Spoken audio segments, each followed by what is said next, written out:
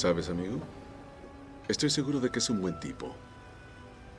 Sé que tu mamá no estaría con él si no fuera un buen tipo. Oye, amigo, lo más importante es que tú y mamá sean felices. ¿Ahora podemos hablar de otra cosa?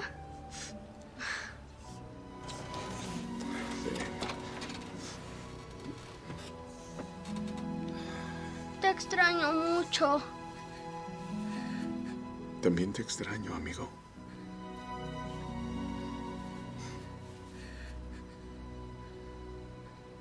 Te extraño demasiado. ¿Cómo dijiste que te llamabas?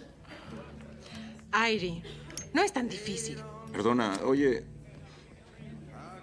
¿Podría tal vez llevarte a casa? No lo creo. ¿No? ¿Mm? Vine a ver aquí el juego y en cambio me enredé con un tipo llamado Boxy. Por cierto, ¿cuál es tu verdadero nombre? Michael, Es un bonito nombre. ¿Por qué no lo usas? ¿por qué todos me conocen como Boxy? Bien, ya tengo que irme. Mañana trabajo. Espera, ¿puedo llevarte a casa? ¿En qué? ¿En una carretilla? Los pescadores nunca tienen autos.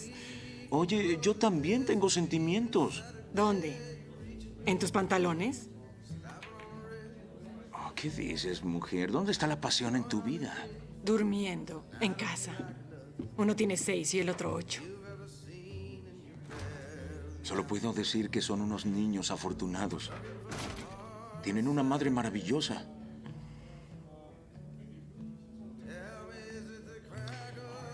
No estás jugando conmigo, ¿sí? No. No tengo el tiempo. Zarparemos pasado mañana. Vaya, lamento escucharlo, Michael. Debo irme. ¿Te vas? ¿A dónde? ¿A dónde vas? Puedes quedártelo.